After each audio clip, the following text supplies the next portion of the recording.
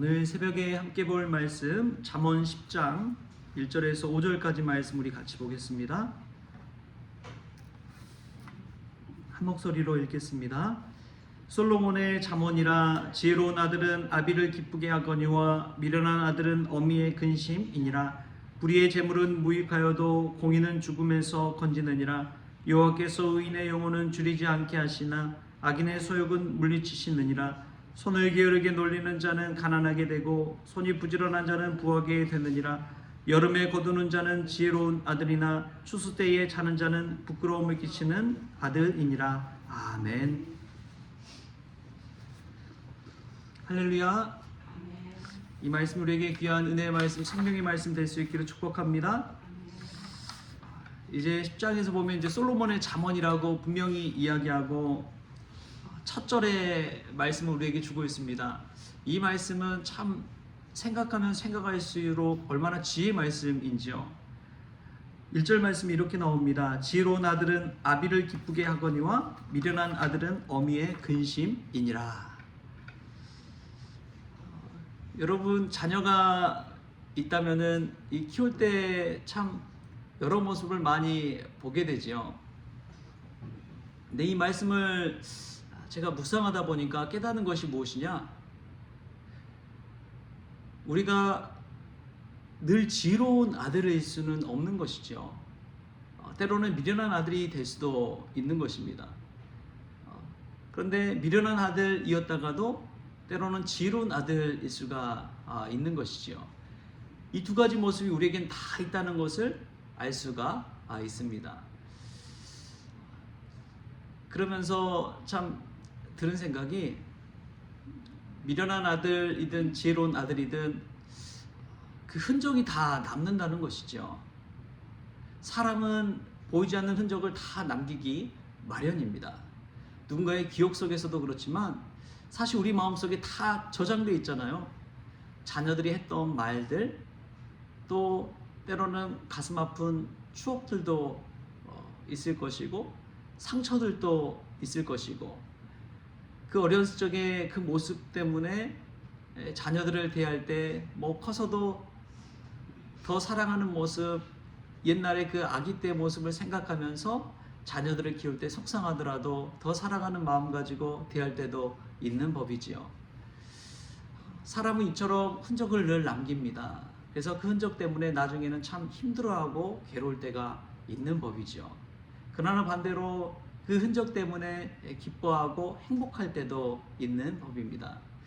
여러분, 오늘 우리가 살아가면서 아름다운 기억과 흔적을 남길 수 있게 바랍니다.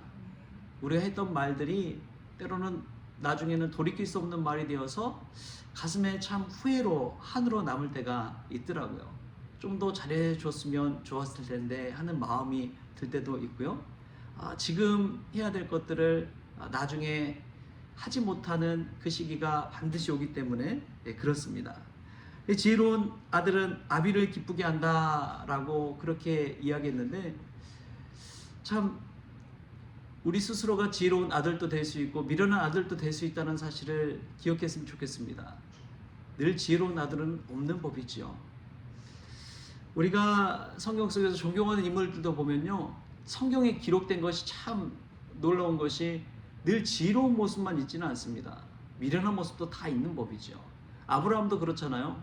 아브라함이 믿음의 조상이라고 그러지만 동시에 애굽이나 이런 데 내려갔을 때 자신의 아내 사라를 누이라고 속이잖아요. 자기 살려고. 그런 것들을 봤을 때 그 모습이 그대로 드러나는 것이죠. 때로는 아브라함이 얼마나 무자비한 아버지인지요. 이삭을 그냥 잡으려고 그러잖아요. 독자 이삭을. 100세에 얻은 그 이삭을. 이 말도 안 되는 이 무정한 아버지의 모습을 보이기도 합니다. 다윗은 또 어떻습니까? 이스라엘 가장 위대한 왕이요, 또 이스라엘의 국기에 다윗의 별이 아직도 선명하게 찍혀 있잖아요. 그만큼 위대한 왕이라고 자부하지만 다윗 왕을 보면은 우리의 아내 밧세바를 범한 그 죄가 성경에 그대로 기록되어 있지 않습니까? 뿐만 아니라 다윗은 스스로가 위대한 왕이기도 했지만 자식 교육은 그렇게 잘 하지 못했던 것 같아요. 또 암논과 다마의 사건을 봐도 그렇고 아들 압살롬이 반역한 사건을 보십시오. 그냥 아들 키우는 거, 자식 교육하는 거 그렇게 성공했다고까지 볼 수는 없을 것입니다. 다윗의 이 미련한 모습도 성경에 그대로 기록되어 있는 것을 볼 수가 있습니다.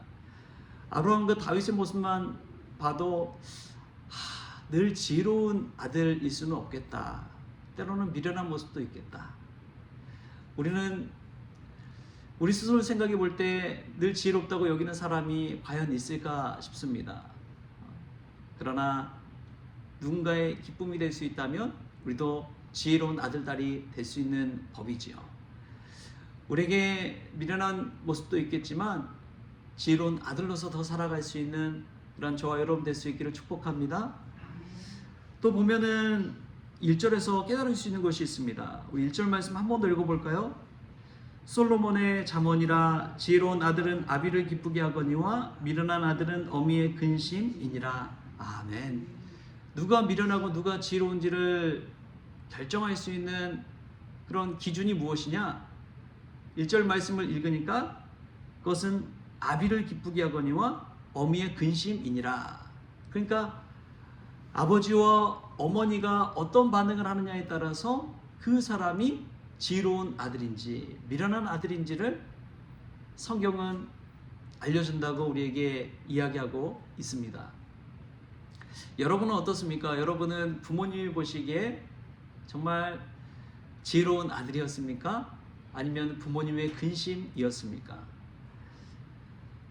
지혜로운 아들이 된다는 것은 부모님의 기쁨이 되는 것이죠. 또 미련한 아들이 된다는 것은 부모의 근심이 있는 것이죠. 그러니까 지혜롭고 미련하다는 그 기준은 내 스스로가 내가 지혜롭다, 내가 똑똑하다, 내가 지식이 많다, 내가 뭐 박사학위까지 받았다, 이것을 내세워서 자신이 지혜로운 아들이 되는 것이 아니라는 것입니다.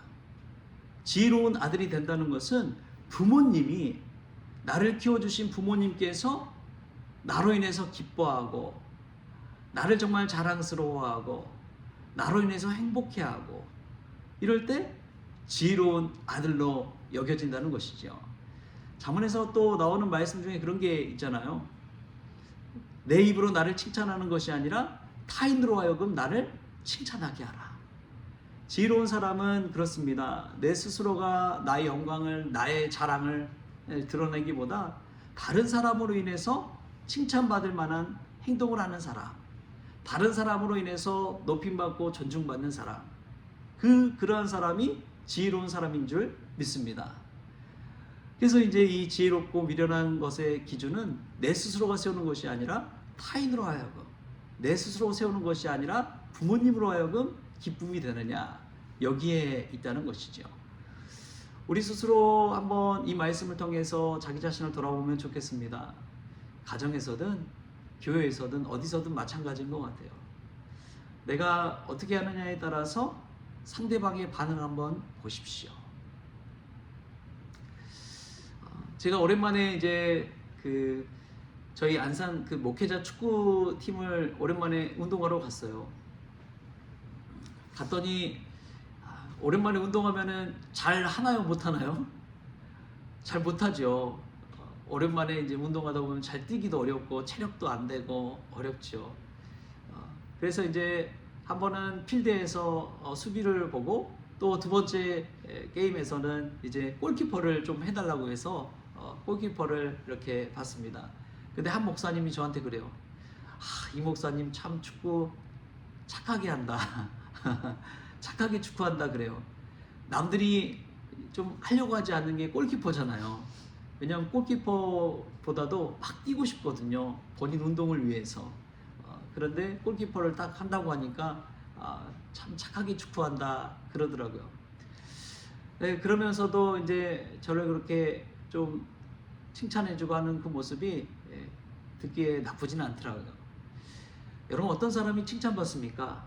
남들이 하기 싫어하는 일을 행하는 사람이 칭찬받는 사람입니다.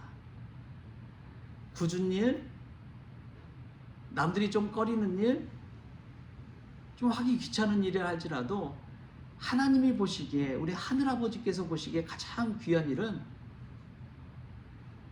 보이지 않는 곳에서 이름도 없이 빛도 없이 섬기는 그 일인 것이지요.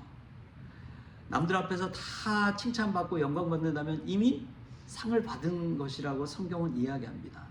그런데 하늘에서 상을 받는 사람은 남들이 하기 싫어하는 그 십자가를 지는 그 일을 감당하는 사람, 그 사람이 하늘의 상을 받는 것이죠. 오카노 목사님이 그런 이야기 하시더라고요. 개척교회 목사님이 찾아왔을 때 하신 이야기가, 나는 목사님이 부럽다고, 나는 이 땅에서 누릴 상을 다 받았지만 하늘에 가면 가장 큰 상을 받을 사람은 개척교회를 하고 힘들게 하나님 사역 감당하는 목사님 같은 사람 아니겠냐고 그런 말을 하셨더래요. 그 말을 듣고 이 개척교회 목사님 펑펑 우신 거예요.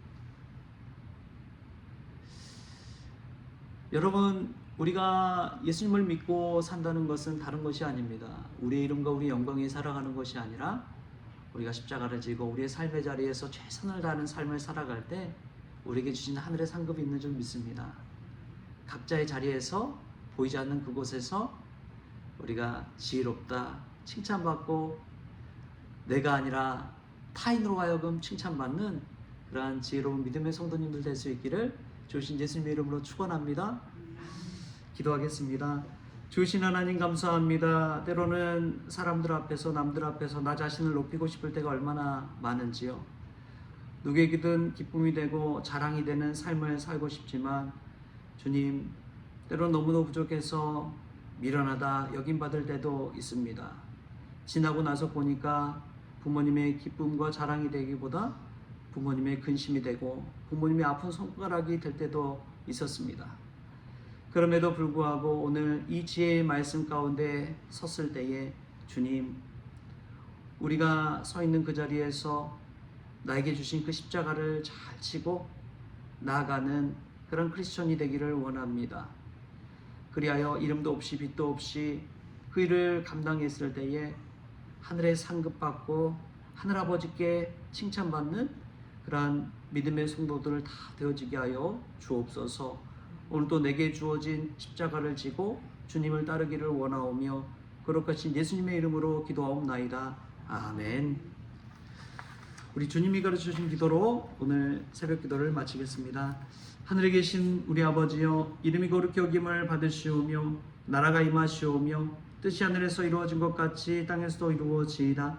오늘 우리에게 일용할 양식을 주시옵고 우리가 우리에게 죄 지은 자를 사하여 준 것 같이 우리 죄를 사하여 주시옵고 우리를 시험에 들게 하지 마시옵고 다만 악에서 구하시옵소서. 나라와 권세와 영광이 아버지께 영원히 있사옵나이다. 아멘.